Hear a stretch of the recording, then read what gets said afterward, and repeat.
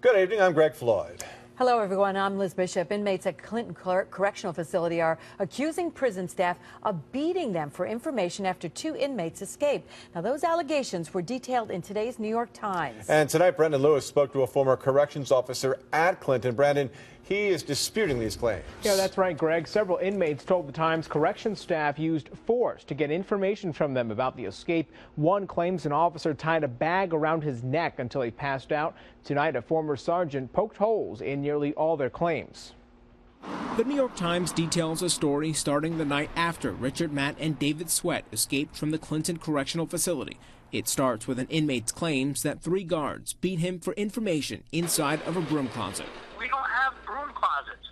We don't have a place that is secluded where inmates can be locked in or hide or anything like that. The same inmate claims an officer threatened to waterboard him, something retired Sergeant Jeff Dumas says would never happen. Waterboarding? I mean, come on. We don't need to extract information out of anybody because there's so many of them that will tell on each other. Another inmate claims members of the prison's crisis intervention unit tied a garbage bag around his neck for information, but Dumas says those officers in the claim are the same ones who were outside of the prison walls at the time delivering supplies to roadblocks like these. They are the ones that were going out and making sure everybody had food and water.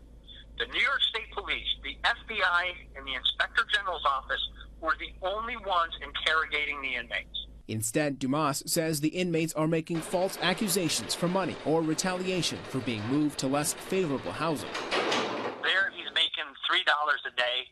Back at Clinton, he was making $45. So now he's pissed because he's losing $42 a day. They all kind of have the same story.